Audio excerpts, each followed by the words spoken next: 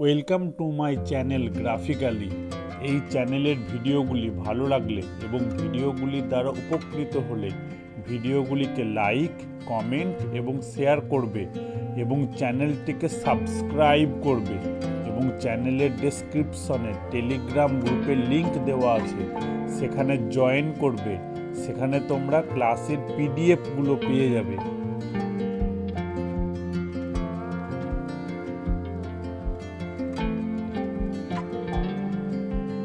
আজকে আমরা কোষে দেখি 8-এর 8-এর দাগের অঙ্ক থেকে আলোচনা করব। এর আগের অঙ্কগুলো এখনো পর্যন্ত যারা দেখোনি তারা এই ভিডিওর ডেসক্রিপশনে কোষে দেখি 8-এর সম্পূর্ণ প্লেলিস্টের লিঙ্ক দেওয়া আছে, অথবা টেলিগ্রাম চ্যানেলের লিঙ্ক দেওয়া আছে, সেখান থেকে গিয়ে দেখে নাও।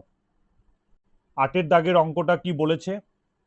যদি 14 সেন্টিমিটার ব্যাসের পাইপ যুক্ত একটি পাম্প সেট মিনিটে 2500 মিটার জল সেচ করতে পারে, তাহলে ওই পাম্পটি 1 ঘন্টায় কত কিলো লিটার জল সেচ করবে হিসাব করে লিখি।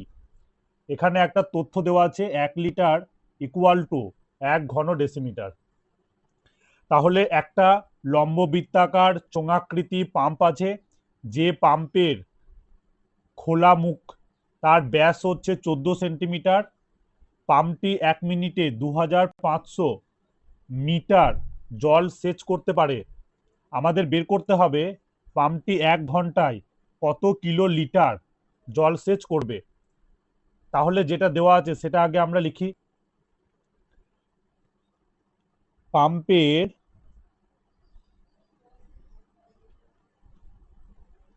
পাইপের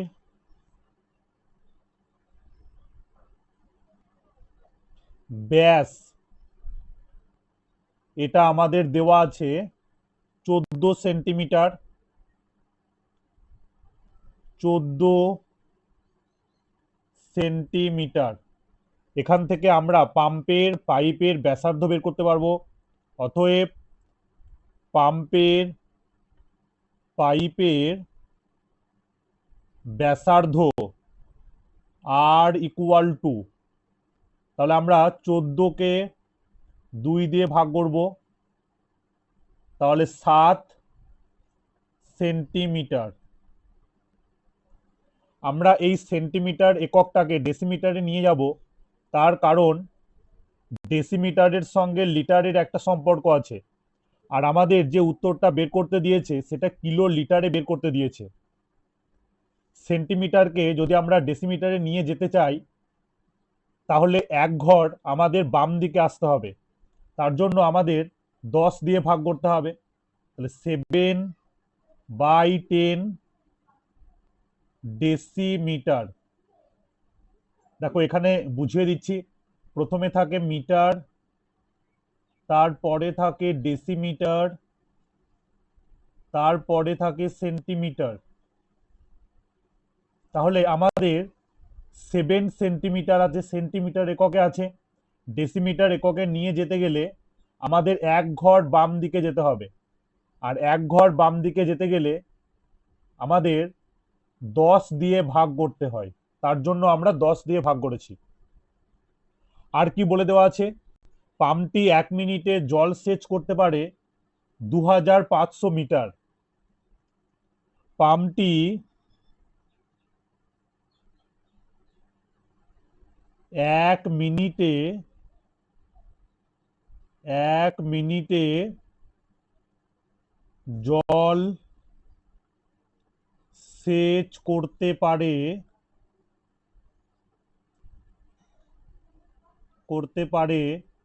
কত বলে দেওয়া আছে?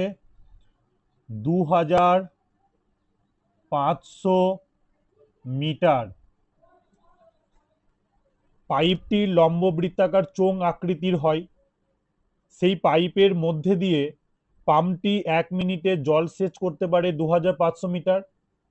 তাই যখন আমরা 1 মিনিটে জল সেচের আয়তন বের করতে যাব, তখন আমরা এই 2500 মিটারকে উচ্চতা হিসাবে ধরব। আমি একবার বুঝিয়ে দিচ্ছি, এখানে দেখো।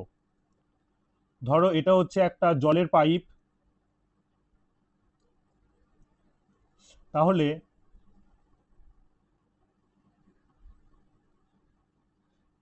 এটা একটা মুখ আর এটা একটা মুখ। জলের বিন্দুগুলো এদিক থেকে এদিকে যাচ্ছে। এবার ভালো করে বুঝবে, জলের বিন্দুগুলো এই খোলা মুখে পৌঁছাতে তার সময় লাগছে 1 মিনিট। তাহলে এই প্রান্ত থেকে এই প্রান্ত সে কতটা দূরত্ব অতিক্রম করেছে? সে দূরত্ব অতিক্রম করেছে 2500 মিটার। তার জন্য আমরা এই 2500 মিটারকে উচ্চতা হিসাবে ধরবো। অর্থাৎ উচ্চতা এইচ ইকুয়াল টু 2500 মিটার। এটাকে আমরা ডেসিমিটারে নিয়ে যেতে চাই। 2500 মিটারকে ডেসিমিটারে নিয়ে যেতে গেলে 10 দিয়ে গুণ করতে হবে। দেখো উপরে বোঝানো আছে, মিটার থেকে ডেসিমিটারে যেতে গেলে 1 ঘর ডান দিকে যেতে হবে, তার জন্য 10 দিয়ে গুণ করতে হবে।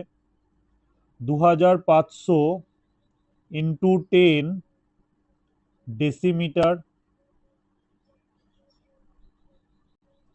Equal to 25,000 decimetre. অতএব 1 মিনিটে জল সেচের আয়তন 1 মিনিটে জল সেচের আয়তন ইকুয়াল টু, আয়তনের সূত্র হচ্ছে পাই আর স্কয়ার এইচ ঘন ডেসিমিটার। এবার আমরা মানগুলো বসাবো। ইকুয়াল টু পায়ের মান হচ্ছে 22/7 ইন্টু আর স্কয়ার, আর এর মান কত বেরিয়েছে 7/10। তাহলে 7/10 তার স্কয়ার ইন্টু এইচ, এইচ মানে উচ্চতা 25,000 ঘন ডেসিমিটার ইকুয়াল টু 22/7 ইন্টু 7/10 তার স্কোয়ার, এটাকে আমরা দুবার গুণ আকারে লিখব। 7/10 ইন্টু 7/10 ইন্টু 25,000 ঘন ডেসিমিটার। এবার আমরা ক্যালকুলেশন করব, কাটাকাটি করব।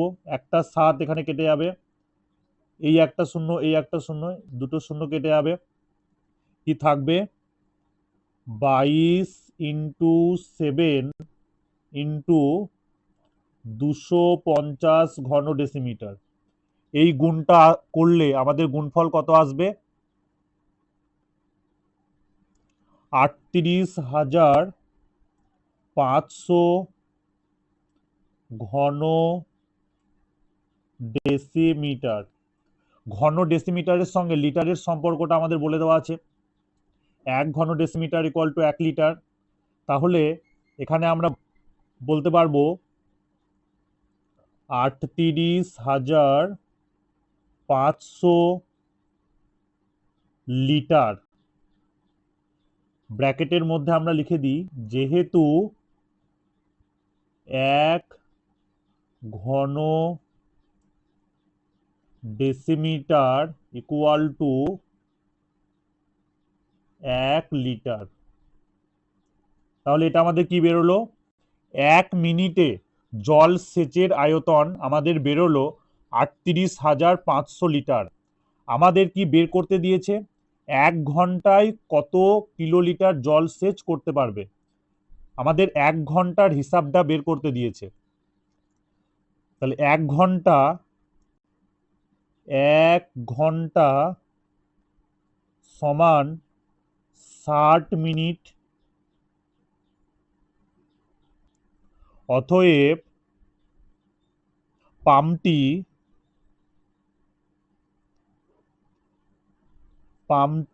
1 ঘন্টায় জল সেচ করবে,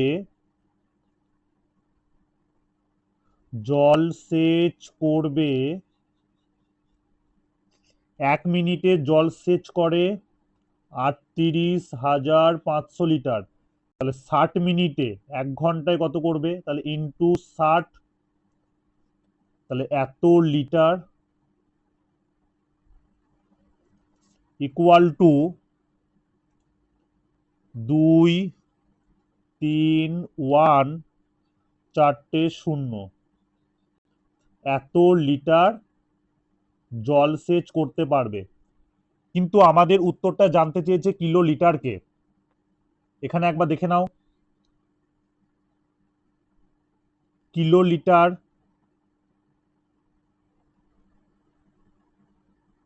কিলো লিটার, তারপরে থাকে হেক্টোলিটার, তারপরে থাকে ডেকালিটার, তারপরে থাকে লিটার। তাহলে লিটার থেকে যদি আমাদের কিলো লিটারে আসতে হয়, তাহলে 3 ঘর আমাদের বাম দিকে যেতে হয়। তার জন্য আমাদের 1000 দিয়ে ভাগ করতে হয়। তাহলে আমরা এটাকে 1000 দিয়ে ভাগ করব, ইকুয়াল টু 2 3 1 1 2 3 4। এটাকে আমরা যদি 1000 দিয়ে ভাগ করি, তাহলে লিটারটা এখন কিলো লিটারে কনভার্ট হয়ে যাবে। তাহলে আমরা এবার ক্যালকুলেশন করি, কাটাকাটি করি, 3টে শূন্য কেটে যাবে উপরে নিচে, তাহলে কি পড়ে থাকবে, 2310 কিলো লিটার। তাহলে এইটাই আমাদের উত্তর। এটাই তো আমাদের জানতে চেয়েছিল যে পাম্পটি 1 ঘন্টায় কত কিলো লিটার জল সেচ করতে পারবে। তাহলে অতএব পাম্পটি 1 ঘন্টায় জল সেচ করতে পারবে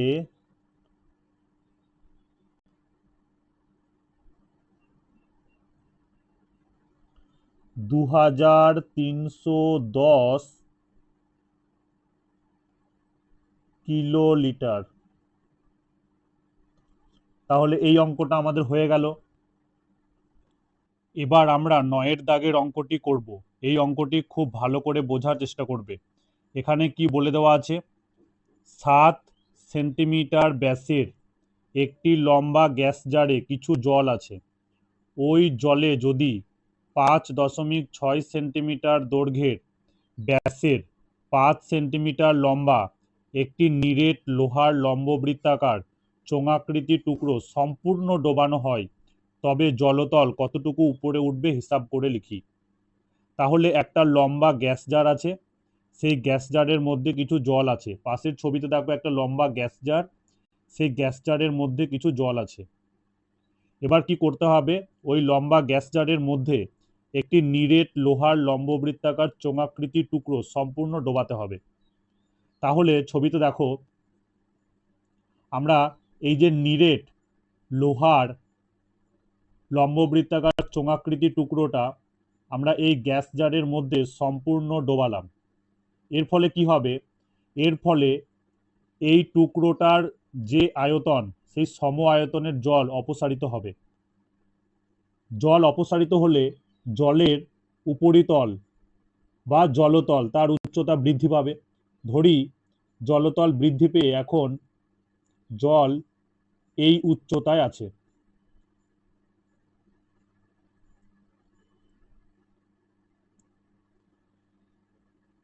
তাহলে জলতল কতটা বৃদ্ধি পেল, এইখান থেকে এই পর্যন্ত জলতল বৃদ্ধি পেল। আমাদের এটাই বের করতে হবে, তবে জলতল কতটুকু উপরে উঠবে হিসাব করে লিখি। তাহলে এই যে জলতল বৃদ্ধি পেয়েছে, এই কতটুকু বৃদ্ধি পেয়েছে বা কতটুকু উপরে উঠেছে, এইটা আমাদের বের করতে হবে।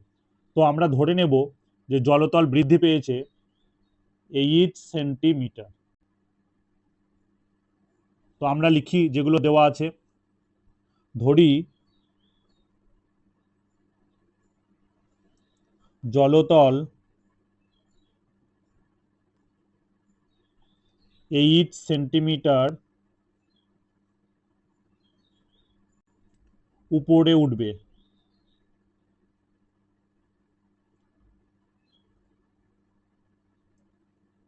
তাহলে লম্বা গ্যাস জারের মধ্যে নিরেট লোহার চোঙাকৃতি টুকরোটা ডোবানোর ফলে জলতল 8 সেন্টিমিটার উপরে উঠবে, এটা আমরা ধরে নিলাম।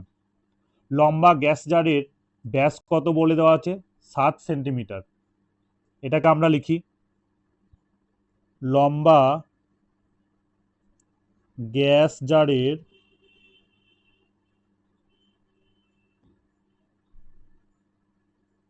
ব্যাস কত বলে দেওয়া আছে? 7 সেন্টিমিটার। এখান থেকে আমরা লম্বা গ্যাস জারের ব্যাসার্ধ বের করতে পারবো।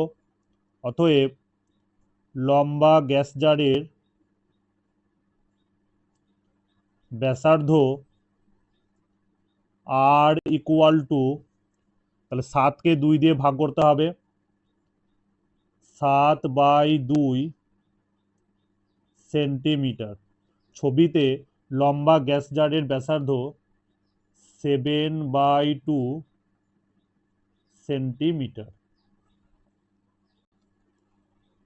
এবার লোহার লম্ববৃত্তাকার চোঙাকৃতির টুকরো, তার কি বলে দেওয়া আছে? তার ব্যাসের দৈর্ঘ্য বলে দেওয়া আছে, আর কতটা লম্বা সেটা বলে দেওয়া আছে।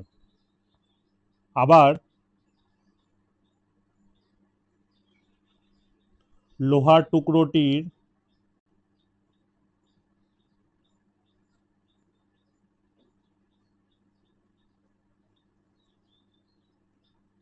লোহার টুকরোটি কি ধরনের দেখতে? চোঙাকৃতি।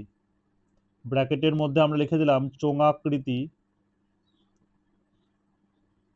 লোহার টুকরোটির ব্যাস ব্যাস কত বলে দেওয়া আছে? ব্যাস বলে দেওয়া আছে 5.6 সেন্টিমিটার। 5.6 সেন্টিমিটার। এখান থেকে আমরা লোহার টুকরোটির ব্যাসার্ধ নির্ণয় করতে পারবো। অতএব লোহার টুকরোটির ব্যাসার্ধ, আচ্ছা লোহার টুকরোটির ব্যাসার্ধকে আমরা R1 ধরছি। একবার যেহেতু R ধরা হয়ে গেছে তার জন্য আমরা R1 ধরছি। তাহলে 5.6কে 2 দিয়ে ভাগ করতে হবে, সেন্টিমিটার ইকুয়াল টু 2.8 সেন্টিমিটার। লোহার টুকরোটির দৈর্ঘ্য এটাও বলে দেওয়া আছে। লোহার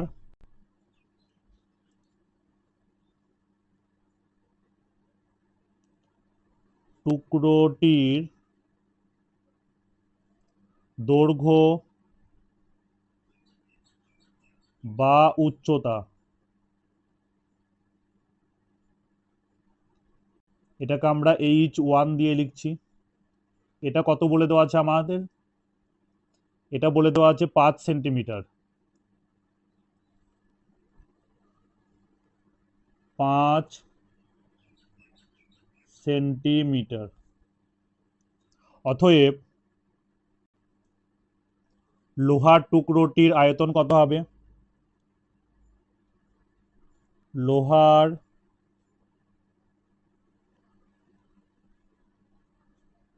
টুকরোটির আয়তন,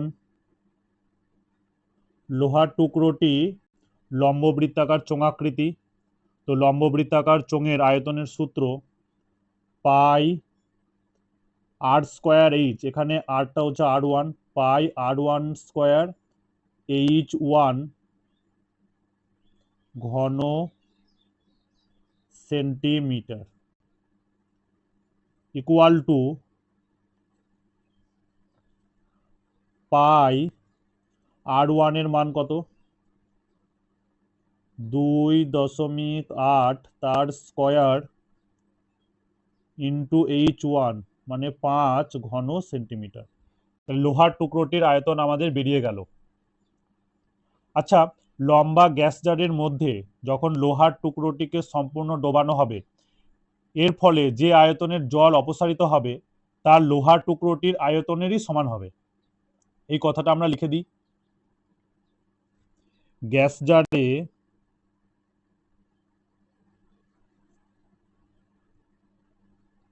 লোহার টুকরোটি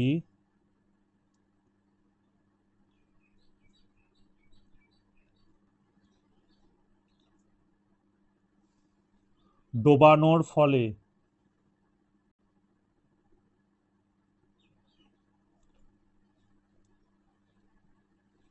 যে আয়তনের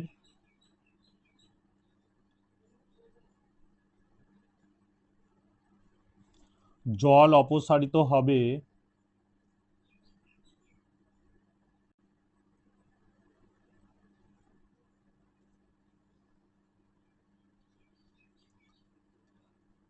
তা লোহার টুকরোটির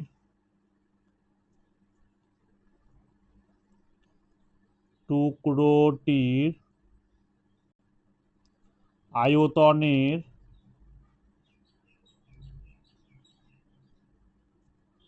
সমান হবে।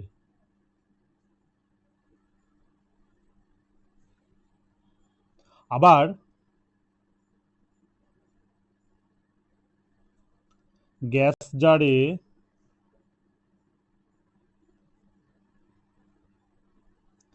যে জল উপরে উঠবে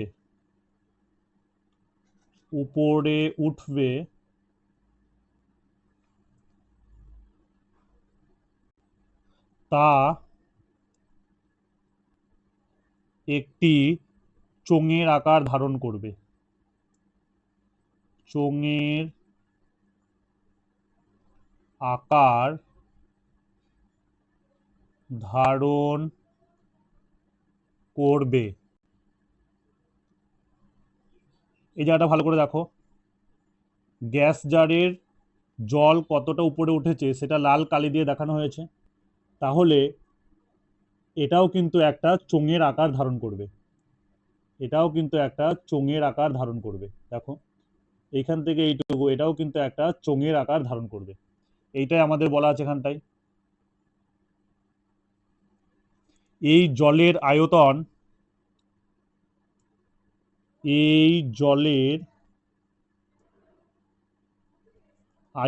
তাহলে কত হবে?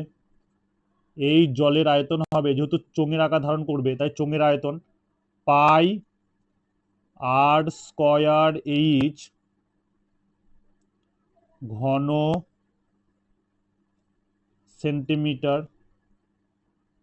এখানে ব্যাসার্ধটা আর, তার কারণ জলের আয়তনের ব্যাসার্ধটা লম্বা গ্যাস জারের ব্যাসার্ধের সঙ্গে সমান হবে। আর জলতল কতটা বৃদ্ধি পাবে সেটা আমরা 8 সেন্টিমিটার ধরে নিয়েছি। এবার আমরা মানটা বসাবো, equal to pi R square. আর এর মান, লম্বা গ্যাস জারের ব্যাসার্ধ কত ছিল? 7/2 তার স্কয়ার ইন্টু এইচ ঘন সেন্টিমিটার। তাহলে এই জলের আয়তন আর লোহা টুকরোটির আয়তন সমান হবে। প্রশ্নানুসারে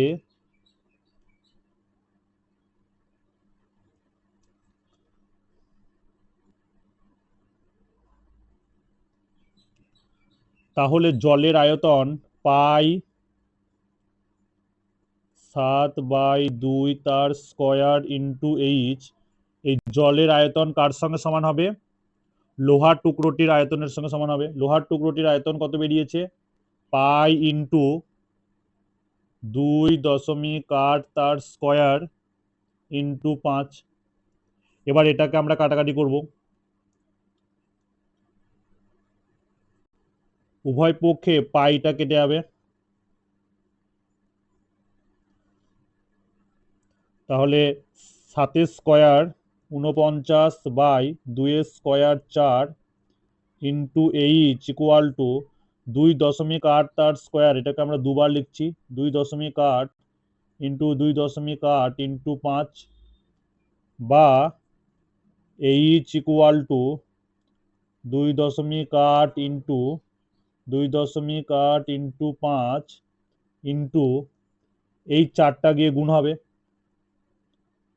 ইন্টু 4 বাই এই 49টা নিচে চলে আসবে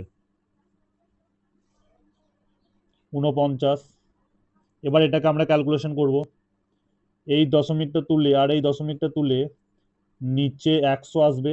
এবার আমরা কাটাকাটি করি, 7 দিয়ে কাটাকাটি করলে 7 7 49, 4 7 28, আবার 7 দিয়ে কাটাকাটি করলে 4 7 28, 5 দিয়ে কাটাকাটি করলে 100-কে 5 20 100, 4 দিয়ে কাটাকাটি করলে 4 5 20,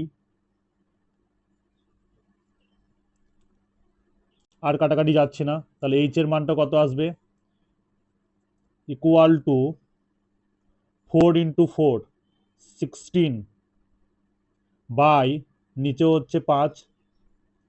এবার এটাকে দশমিকে প্রকাশ করলে কত হবে 3 5 15 দশমিক 5 2 10, তাহলে এইচ এর মানটা আসবে 3.2। তাহলে এইটাই আমাদের বের করতে বলেছিল, এইচ মানে জলতল কতটা উপরে উঠবে। অতএব জলতল 3.2 সেন্টিমিটার উপরে উঠবে। তাহলে এই অঙ্কটা আমাদের হয়ে গেল। এবার আমরা 10-এর দাগের অঙ্কটি করব। এখানে কি বলেছে দেখো, একটি লম্ব চোঙাকৃতি স্তম্ভের বক্রতলের ক্ষেত্রফল 264 বর্গমিটার এবং আয়তন 924 ঘনমিটার হলে এই স্তম্ভের ব্যাসের দৈর্ঘ্য ও উচ্চতা হিসাব করে লিখি। তাহলে এখানে একটা লম্ব চোঙাকৃতি স্তম্ভ আছে, যার বক্রতলের ক্ষেত্রফল বলে দেওয়া আছে এবং আয়তন বলে দেওয়া আছে।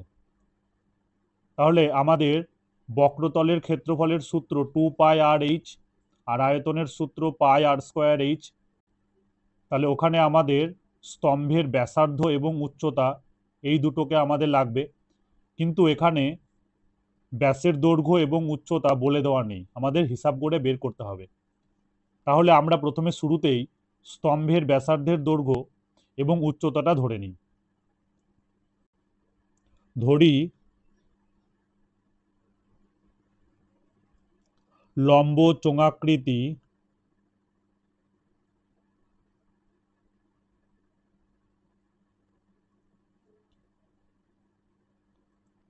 স্তম্ভের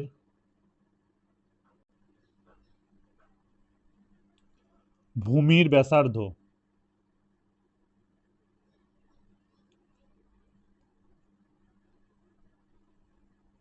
ইকুয়াল টু, এটাকে আমরা আর মিটার ধরে নিলাম, এবং উচ্চতাটাকে আমরা এইচ ধরে নিই, এবং উচ্চতা ইকুয়াল টু এইচ মিটার। আমরা জানি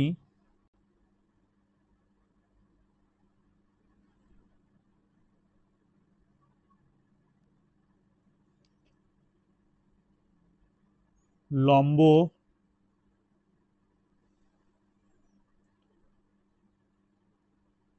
চোঙের বক্রতলের ক্ষেত্রফল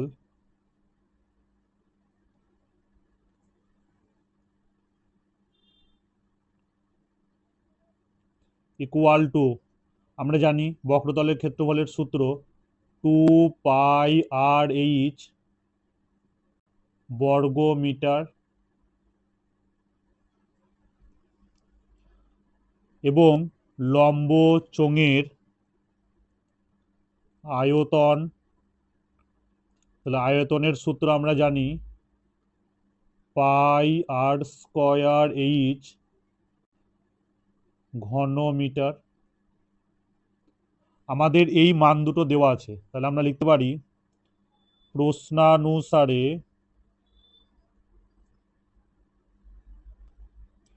বক্রতলের ক্ষেত্রফল কত দেওয়া আছে? 264 বর্গমিটার। প্রশ্নানুসারে বক্রতলের ক্ষেত্রফল মানে 2πr/h ইকুয়াল টু 264 বর্গমিটার। এটাকে আমরা 1 নং সমীকরণ নাম দিলাম। আর কি দেওয়া আছে? আয়তন। আয়তন হচ্ছে πr²h, এটা কত দেওয়া আছে? 924 ঘনমিটার। তাহলে এখান থেকে আমরা 2 নং সমীকরণ পেলাম। এবার আমরা কি করব? 2 নং সমীকরণকে 1 নং সমীকরণ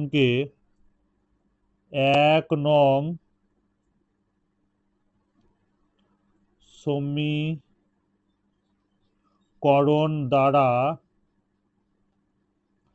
ভাগ করে পাই।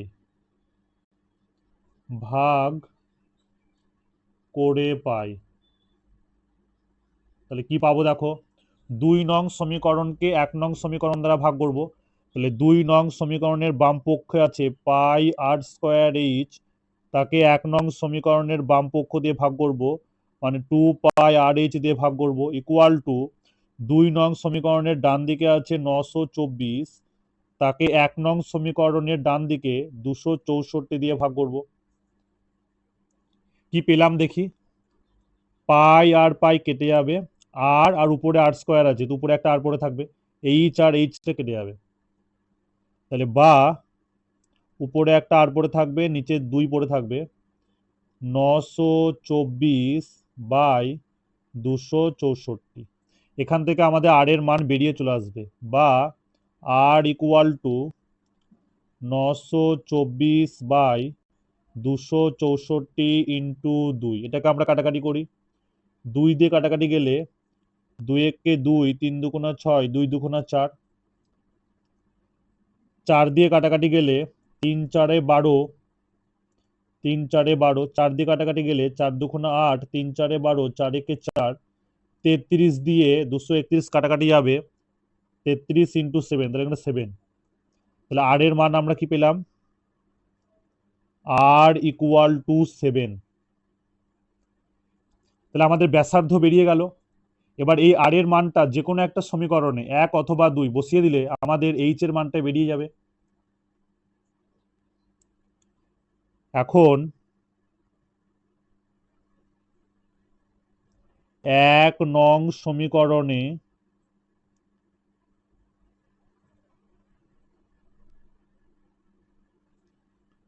আর এর মান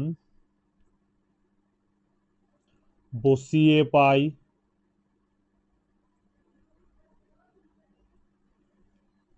তাহলে 1 নং সমীকরণে কি ছিল? 2πrh ইকুয়াল টু কত ছিল? 264, বা 2 ইন্টু পাই মানে 22/7 ইন্টু আর এর মানটা বসো, আর এর মান 7 ইন্টু এইচ ইকুয়াল টু 264।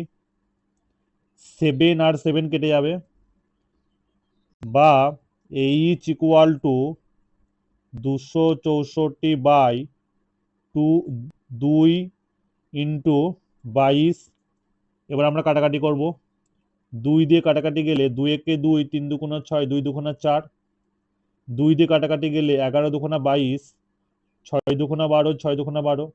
11 দিয়ে কাটাকাটি গেলে 6 11 66। তাহলে আমরা এইচ এর মান কত পেলাম? H equal to 6। তাহলে আমাদের আর এর মান বেরিয়ে গেছে, এইচ এর মান বেরিয়ে গেছে। আমাদের ব্যাসের দৈর্ঘ্য বের করতে বলেছে, আর উচ্চতা বের করতে বলেছে। অতএব স্তম্ভটির ব্যাসের দৈর্ঘ্য